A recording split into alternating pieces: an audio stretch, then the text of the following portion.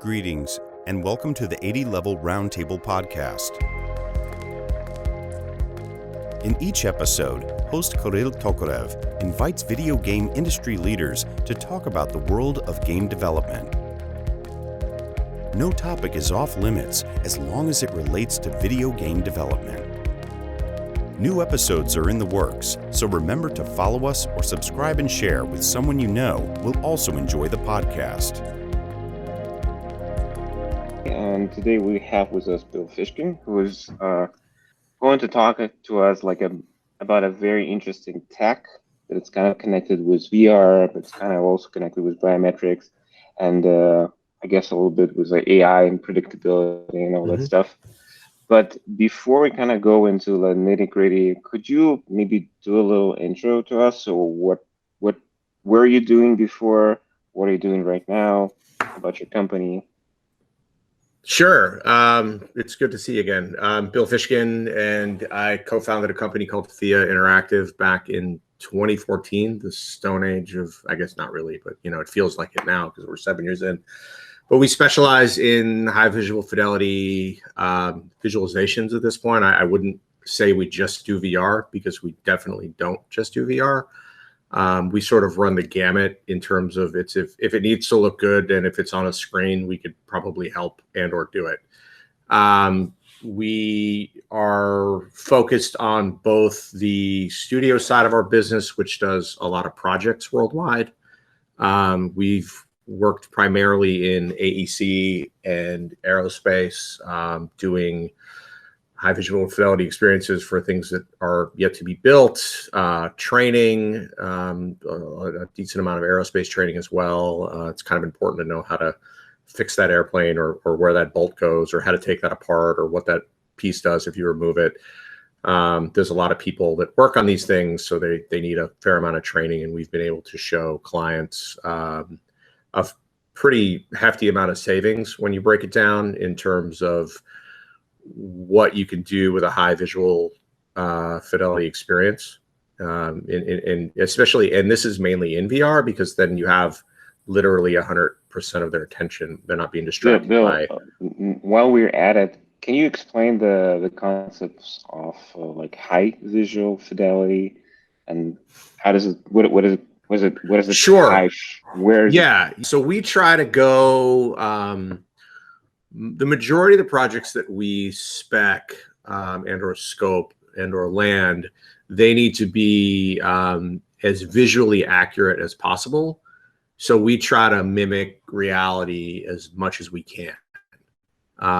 So if you go through, one of our higher end projects, we're now we're using RTX and we're using, real-time ray tracing and really trying to get it to where you're going to, because this stuff, but the average Joe or Jane is going to look at ideally a still shot and have to double take to realize that it's not an actual photo. So when I'm talking high visual fidelity, I'm talking, something that is really one hell of a render that looks really convincing and really compelling. My question is basically, you're doing these trainings mostly for VR, or are they for?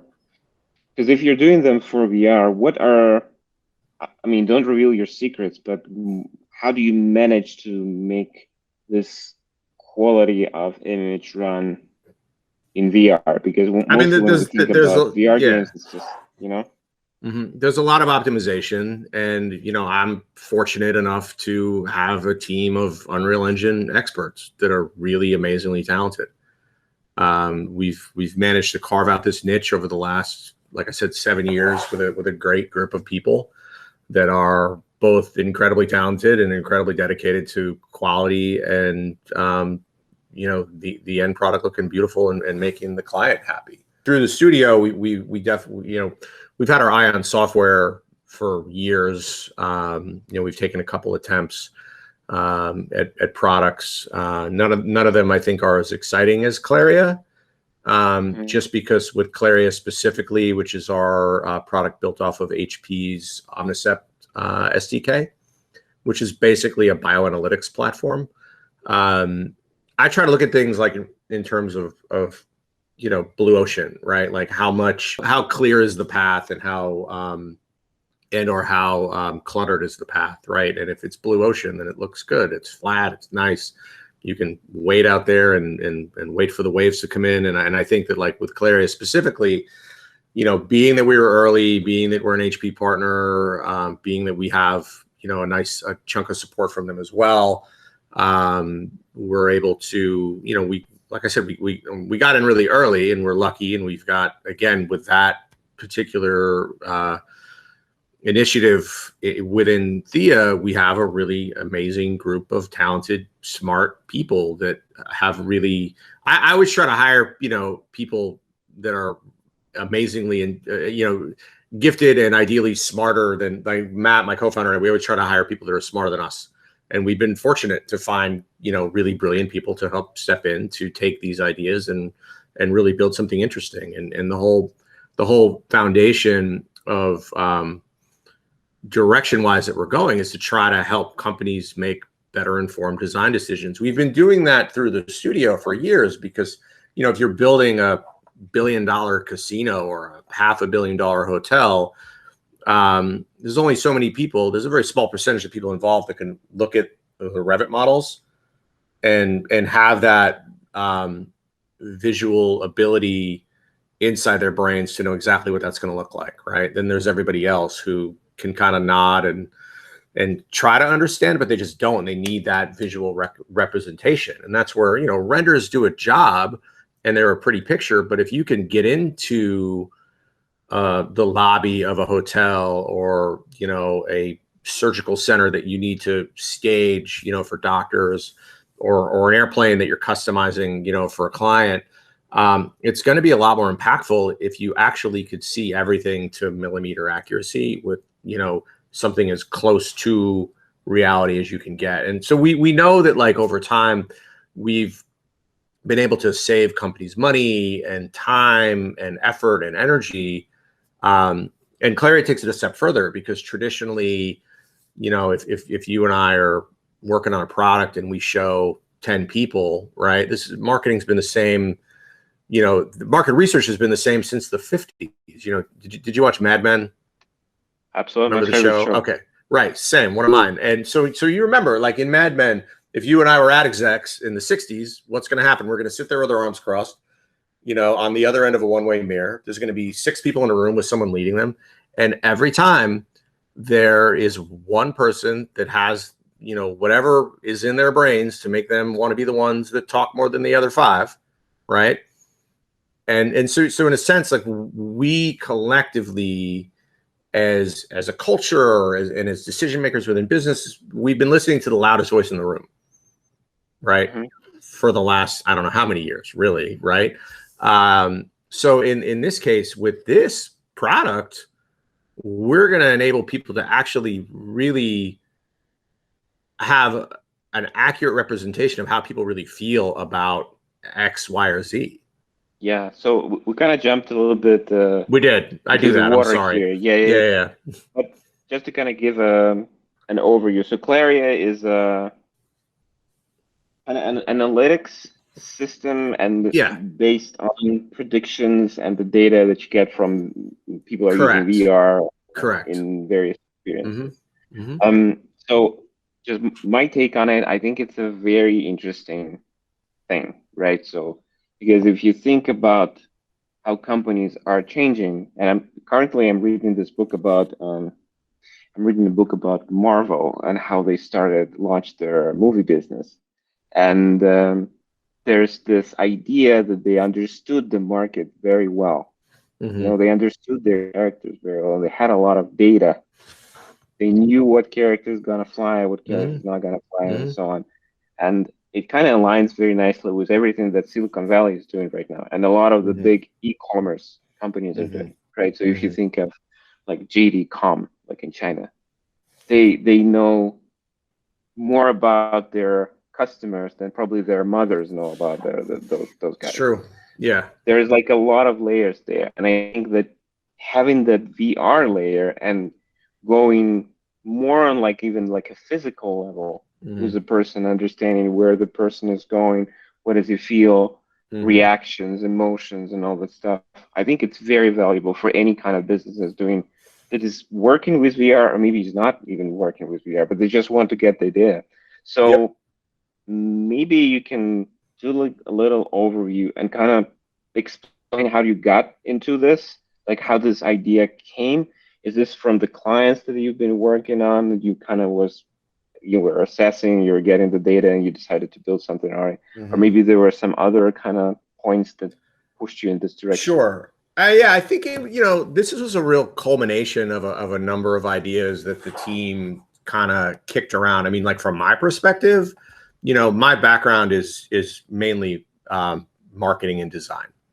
I've run an agency. We've worked with clients ranging from 80% of the casinos in Vegas to Microsoft to big brands and tons of real estate.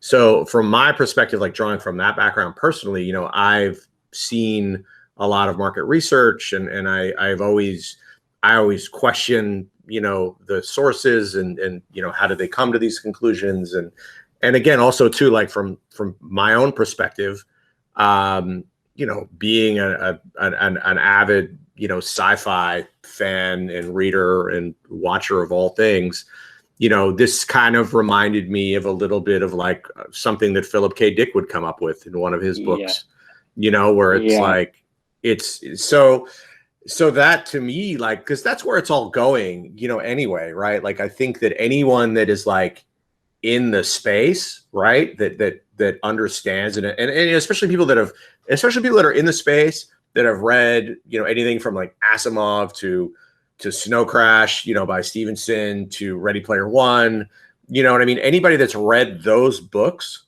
right, and sees where the technology is, it's all lining up, right? Because it's all there will be a metaverse. Like, we all know this, right? And knowing that that's where it's going, the idea of creating things, whether it's software or assets, right? It's always been really interesting to me personally since we started the business back in the day, and we've been fortunate enough to become Unreal Engine enterprise partners. We were probably the first in the U.S. To do that back in 2016 when they launched that program in March, and they've been amazing because they've put us on stage with everyone from BMW to McLaren to NASA. I mean, I can't wait till shows come back so we can do that stuff again, because we all miss that. Bill, can you talk a little bit about how this thing works? So you mentioned you're partnering with HP. What is the hardware that is necessary? Yeah, sure. It's the, what is the information that the system's getting, right? Yeah, so it works. It's intended to work with the Omnicept 2, the Reverb Omnicept Edition, rather. So it's the newest Reverb that is more for commercial use. Anybody that is just looking to stage things, or any consumers don't need this. That's, what I mean. Because what it does is it has eye tracking. It tracks cognitive load, heart rate. There's a lot of different tech onboarded with it that'll be doing more things later on. Yeah, it's a total Philip K. Dick play, right? Where it's just like, well, I know that you like the blue one because we've analyzed the data of what happened to you internally when you looked at the blue one over the red one. So it's interesting. It's a little bit Philip K. Dick. It's a little bit Matrix. It's all the things that I love in terms of nerddom. So to be able to create a product to work with this kind of stuff, it's exciting. So when we think about the system allows to get all that data, including like heart rate, cognitive load, where your eyes are going, right?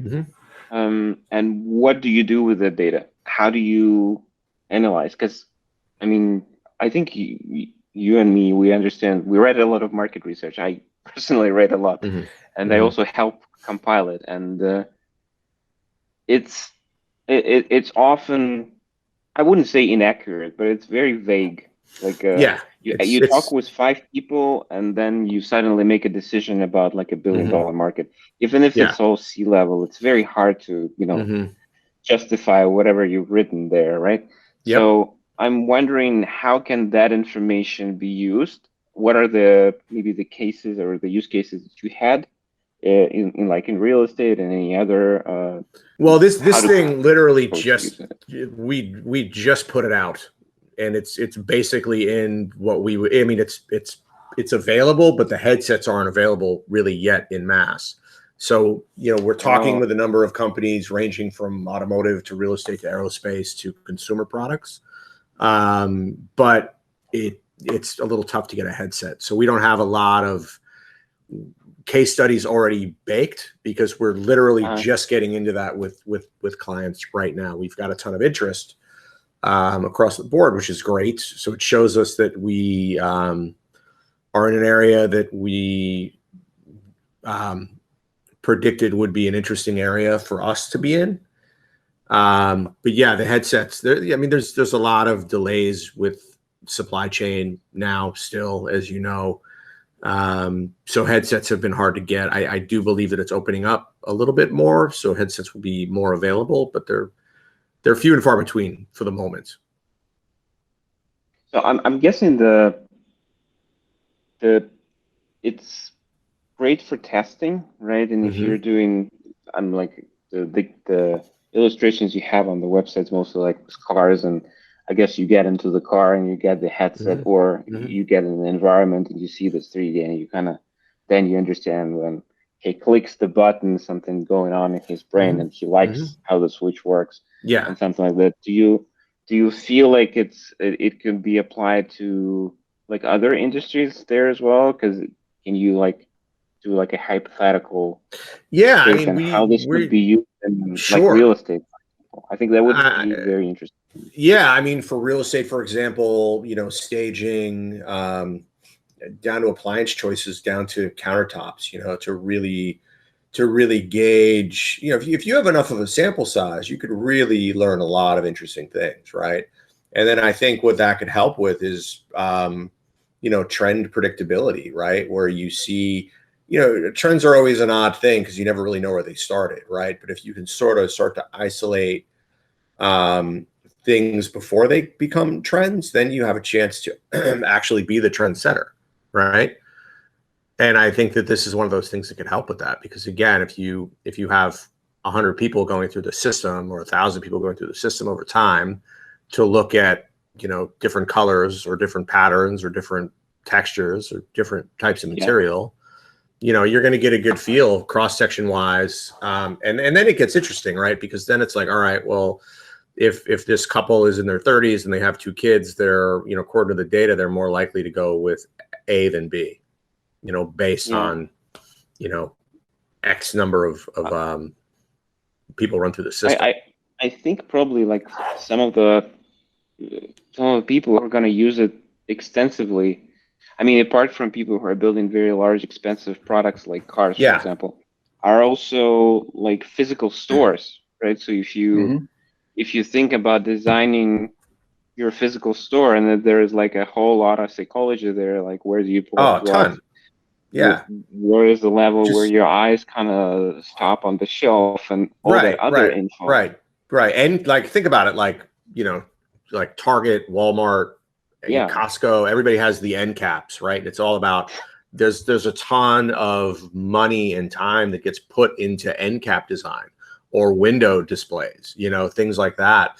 So again, if you had more of an ability to understand, in a sense, like what people aren't necessarily telling you, and in a sense, partially, in a sense, what people might not even realize that is their actual choice. And the greatest thing that you can actually do all of this in VR.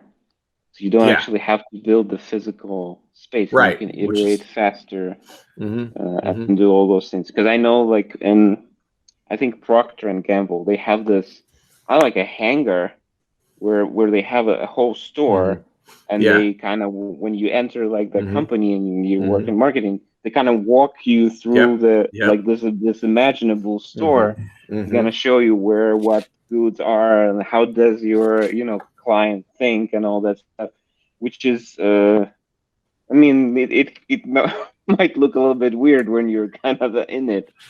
But Yeah, I but think but with when you think VR, about it's it's interesting. not, right? Because it's just Yeah, that's how it's been, for the last 50 to 70 years. Nothing has changed. It's the same reason why, we're still, talking to tons of people, like all the time, new people on the studio side of the business where, we get into some big firm that's building this gigantic building and they're realizing that, like, outside of renders, there hasn't been a lot of innovation in terms yeah, of visualization. And when you think about it, again, like, if one of the interesting things that we discovered when we were working on a large casino project was, and this was a couple of years ago when we were first really kind of getting our sea legs, right, was that in every, really mid to large size project in the AEC world, there's a 5 to 8% range in their budget that is specifically for change orders, right? And that's all based in a lack of understanding of what is being explained to you either verbally or with a flat image. And that's all about, like, I didn't realize that the ceiling would look like this at 4 o'clock in the afternoon, or I actually hate the way this tile looks now that I'm standing over it. yeah, Take it out. So if you're talking about in $100 million building, that's $5 to $8 million. In $1 billion project, that's $50 to $80 million that is spent because decision makers weren't, either they lack the ability to understand visually, or they were not given the right data and or visualizations, quite frankly, and we yeah, lean towards that.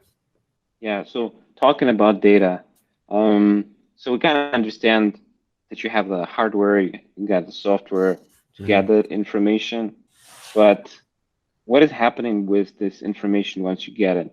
And with these things, you need to have more information. You need to have more data. You can't just do it like with 1,000 customers. You need to have like 10,000, a Yeah. million, and the more basically the better, because the more granular you can go, and you can define hmm different groups and stuff. hmm So my question is, are there any plans with you to build it into like a bigger service where you kind of aggregate the data from different sources I and mean, some of the companies are obviously going to have privacy issues, and we're going to have to figure those parts out.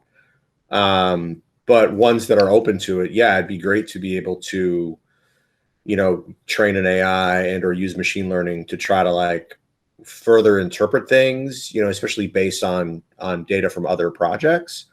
There's definitely a lot of, I think, interesting results that could be pulled for a variety of verticals. so probably last question, kind of like, how do you get started with it? So what is the licensing look like? Is there like a trial version you can play around with? Yeah, right now we're doing a Jumpstart program, and it starts at 10,000. You get 3 licenses, and we're going to build a real basic project for you to pull some data out of. Obviously, that scales depending on the need, but that's the start. And our friends at HP will get them some headsets, and Mhm. we're off to the interpret the data races, I suppose. So you're also helping them with building the Correct. test field, right? Yes. Yes. Right. Okay. Yeah, because a Okay. lot of Okay. these, a lot of these, a lot of the first people we're talking with, quite frankly, are customers that we've had for years. Mhm. And then we've reached out, strategically to a number of other people that a lot of our team members had good connections with, and now we're talking with automotive. Because if you think about it, like with automotive, or with any kind of with automotive, but also with any product that has a high ticket, like, bespoke aspect to it, Yeah. right? You really want to make sure that you're hitting the mark if you're selling them a giant boat or a airplane or something like that. So the more they can understand their customer, the happier the customer will be, and the easier the transaction will be overall. Gotcha. Okay. Well, Bill, thank you so much for your time. Thank you No for problem. explaining the software a little bit more. So if anyone's interested, we'll leave the links in the description so you can check it out, click the links and see like the demos and stuff. And to you, I mean, all the best luck, and hope your clients are going to be super happy with this new thing. Thanks. Yeah, we're excited. Thanks for having me. I appreciate it. Yeah, take care. Thank you. See ya. Bye. Thanks for enjoying another episode of the 80 Level Roundtable podcast. Check out upcoming episodes on the 80 Level website at 80.lv. Join our career site at 80.lv/RFP. And share our podcast with friends and on your social networks.